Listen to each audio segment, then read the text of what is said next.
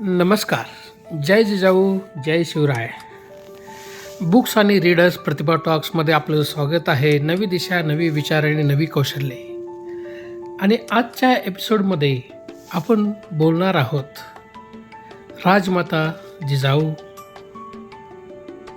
यांचा जन्म 12 जानेवारी 1598ला म्हणजे 427 वर्ष अगोदर महाराष्ट्रामध्ये झाला आहे. बुलढाणा जिल्ह्यातील सिंदखेड राजा येथे राजमाता जिजाऊंचे इन्स्पिरेशन आणि त्यांचे व्यक्तिमत्व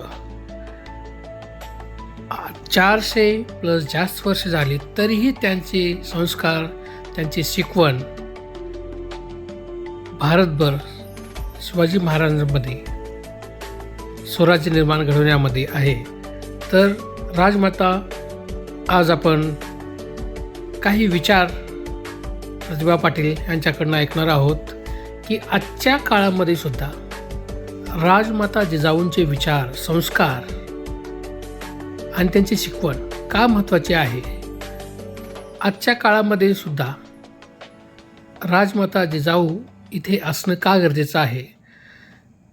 तर Pratibha, welcome to this episode, second episode. या, थँक्यू. जय जिजाऊ, जय शिवराय. जय जिजाऊ, जय शिवराय.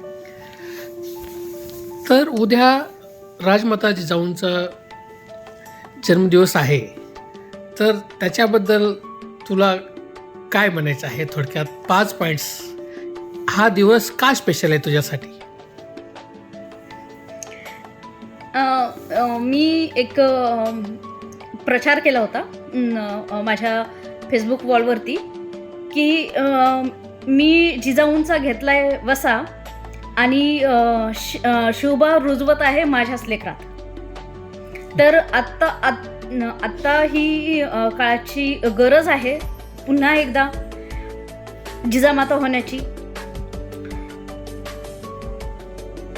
आणि आजची जर जिजाऊ बघितली, आजची जर माता बघितली, तर आज मागच्या काळापेक्षा या काळामध्ये जरा जास्तच अजून असं मी म्हणेल की आणखीन जास्तच संकटामध्ये आहे ती. आणखीन जास्त तिच्यासमोर आव्हानं आहेत की मी माझ्या मुलांना कशी घडवू.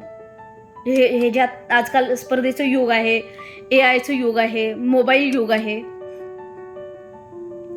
तर याच्यामध्ये जिथं मुलं वाहत चाललेले आहेत, पाश्चिमात्य संस्कृती येत आहे आपल्या भारतामध्ये. आणि आपण बघतोय की कुठं ना कुठं फ्रीडमच्या नावाखाली किंवा जे काही मूवीज येत आहेत की मुलांवरती आता दबाव नको. तर म्हणजे ऑब्व्हियसली नकोच आहे मुलांवरती दबाव. आणि राहिलं फ्रीडमचा प्रश्न, तर फ्रीडम तितकंच द्यावं की जेणेकरून त्यांची डेव्हलपमेंट होईल. जसे की एखादा निर्णय घेणे, तर त्यांना डिसिजन मेकिंग पॉवर शिकवेल ते. की एखादा प्रसंग आला तर तू ठरव तुला काय करायचे, हे सांगणं योग्य आहे.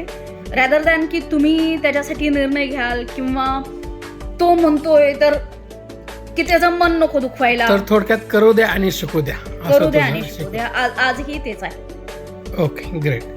कारण त्यावेळेसची परिस्थिती जर बघितली 427 वर्षापूर्वी, ज्यावेळेस राजमाता जिजाऊंचा जन्म झाला होता, परिस्थिती अशी होती की इकडे आदिलशाही, इकडे औरंगजेब, तिकडे निजामशाही. आणि त्याच्यामध्ये राजमाता जिजाऊंचा जन्म झाला आणि त्यांची जडणघडण जी झाली, तर त्यांनी ह्या चारही साईडचं बघितलं. परंतु ज्यावेळेस राजमाता जिजाऊंच्या जर जडणघडणीचा आपण विचार केला तर त्यांचे वडील जे होते लखुजी जाधव, तर ते सरदार होते, सुभेदार होते. आणि एक ऑब्व्हियसली त्यावेळेस मनुवादाचा त्यावेळेसही पगडा होताच. त्यावेळेसही भरपूर पगडा होताच. त्यावेळेस मुलींना तर शूद्राच्या खालचं स्थान दिलं जात होतं. पण एक गोष्ट होती की जिजामातांचे वडील जे आहेत सुभेदार असल्यानं की काही शिक्षण हे शिक्षण त्या काळामध्ये जे राज्यकर्ते आहेत त्यांच्या मुलांना काही प्रमाणामध्ये, सगळ्याच नाही, जसं की ब्राह्मणांना सगळंच ज्ञान दिलं जायचं, तसं जे राज्यकर्ते आहेत तर राज्यकर्त्यांच्या मुलांना काही प्रमाणामध्ये ज्ञान दिलं जायचं, काही प्रमाणामध्ये शिकवलं जायचं. आणि कधी कधी ते ज्ञान जे आहे ते गुप्तही ठेवलं जायचं, गुप्तरित्या दिलं जायचं. असं नाही की दिलंच नाही जायचं असे होते फक्त शूद्रच. ओके. तर ज्यावेळेस शिवाजी महाराज जन्माला आले जिजाऊंच्या पोटी शिवनेरीवरती, त्याच्यानंतर जिजामातेनी त्यांना जी शिकवण दिली त्यांची जळणघडणच अशी केली की तू एक स्वतंत्र प्रकारे विचार कर, कोणाच्या अंडरमध्ये राहून विचार करू नकोस. हे असं का त्यांना वाटलं की शिवाजी महाराजांची जी जडणघडण आहे की तशा प्रकारे झाली पाहिजे? त्या काळाचा जर विचार केला तर जसं की मी मगाशी म्हणले, मनुवादाचा प्रचंडच पगडा होता. आणि कुठं ना कुठं ज्यावेळेस तुम्ही थोडं जरी शिक्षण घेता, थोडे जरी सुशिक्षित झाले असताल, तर सगळ्यात पहिल्यांदा लक्षात येतं की स्त्रियांवरती पूर्वापार अन्यायच होत आलेला आहे.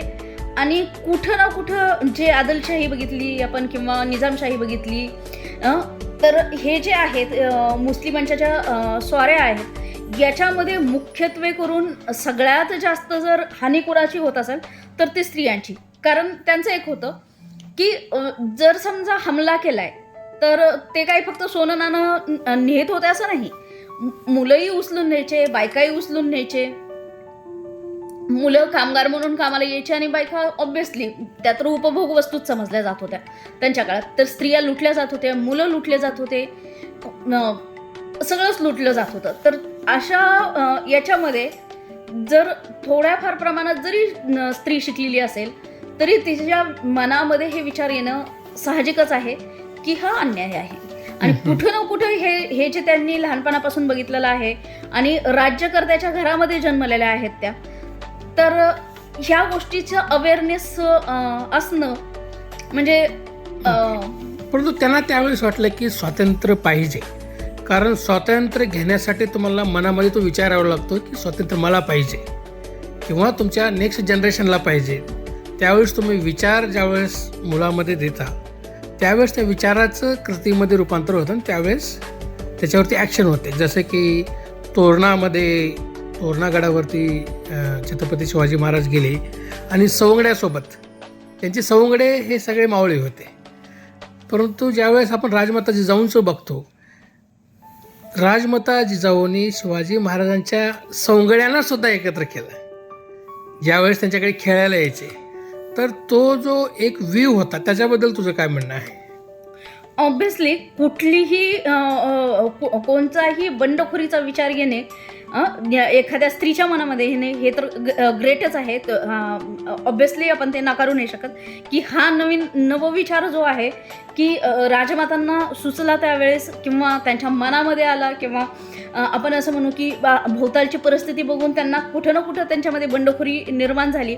आणि साहजिकच आहे की त्यांना असं वाटलं असेल की स्वातंत्र्य पाहिजे. आणि मग ही जी स्वातंत्र्याची लढाई आहे तर ही लढाई कोण लढणार? त्यावेळेस एक म्हणजे स्त्रियांना तर शिक्षण नव्हतंच, तर ऑब्व्हियसली ही लढाई तर स्त्रिया नाही लढणार आहे. तर कोणी ना कोणी असं घडवावं लागेल, कोणी ना कोणी असं तयार करावं लागेल की या स्वातंत्र्यासाठी लढेल, स्त्रियांच्या मान सन्मानांसाठी लढेल. तर परंतु त्यांच्या याच्यामध्ये जर आपण बघितलं तर एक न्यायिक भावना होते, न्यायिक. मग तो आपला आहे किंवा दुसऱ्यांचा आहे याच्यामध्ये नाही आहे. पण न्याय हा सर्वांसाठी सेमच. जर चूक केली तर त्याला दंड होणारच हे. परंतु हा माता जिजाऊंचा हा विचार होता की न्यायिक भावना आणि एक कळवळ. शेवटचा जो माणूस आहे किंवा शेवटचा जो थर आहे की बाबा त्याचं एक्सप्लॉयटेशन न करता जे पॉसिबल आहे त्याच्यामध्ये त्याच्याकडनं घ्या किंवा त्याला सपोर्ट करा. हा जो विचार त्यांचा होता, मला वाटते की तो विचार स्वराज्याच्या जडणघडणीमध्ये प्रत्येक विटेसारखा होता. कारण स्वराज्य बनवणं आणि स्वराज्यांना टिकवणं ह्या दोन गोष्टी आहेत. स्वराज्यांना टिकवण्यासाठी जे मावळे जे आहेत, मला वाटतं की त्या मावळ्यांचं शिवाजी महाराजांसोबतचं जे कनेक्शन्स होते किंवा जी लॉयल्टी जी होती, निष्ठा जी होती, मला वाटते की हे सगळ्या विचारांच्या पाठीमागे राजमाता जिजाऊंचा जी शिकवण आणि विचार आहे. तुला काय वाटते की असे कोणते 3 महत्त्वाच्या संस्कार जिजामातेंनी केले की जे सवंगडे पण घडले, छत्रपती शिवाजी महाराज पण घडले आणि त्यांचा एक असा टीम बनली, टीमवर्क, की एवढे लॉयल कसे झाले मावळे? काय आहे माहिती का की शिवाजी महाराज जर आपण बघितले तर शिवाजी महाराज काही कोणत्या राजाचे मूल नव्हते किंवा काही नव्हते, बरोबर आहे. तर कसं आहे की राजा आणि जनता याच्यामध्ये फरकत असते, पण राजाच घडवला हीच तर ग्रेट थिंग आहे राजमातांची, की त्यांनी शिवाजी घडवला म्हणजे काय की त्यांनी जो जनतेचा कैवारी आहे त्याला एक नेता दिला, त्याला एक लीडरशिप दिली, त्यांना एक राजा घडवून दिला.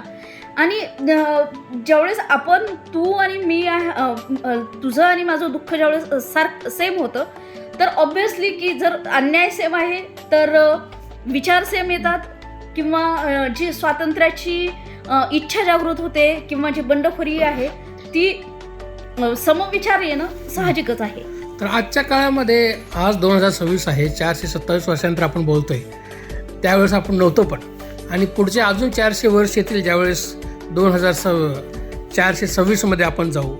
परंतु राजमाता जिजाऊंचे जे विचार जे आहेत, आजची परिस्थिती बघितली किंवा येणारी परिस्थिती असेल 100 वर्षांनी, तो विचार का महत्त्वाचा आहे की राजमाता जिजाऊंनी जो सांगितला, स्वराज्य न्यायप्रवीण और न्यायप्रविष्ठा, काय वाटतं त्याचं काय इम्पॉर्टन्स आहे?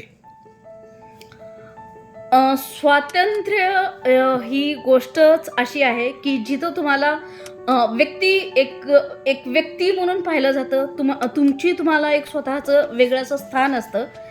तर आणि स्वातंत्र्य ही अशी गोष्ट आहे की प्रत्येकाला हवी आहे, कुणाला पारतंत्र्यात राहायला आवडतं ना. तर राजमाता जिजाऊंचं तू अभ्यास केलेला आहे, त्यांचं वाचलेलं आहे, तुला स्वतःला 2 मुलं आहेत, तर त्यांचे असे कुठले 3 संस्कार किंवा गुण जे आहेत ते तुझ्या मुलांना दिलेले आहेस?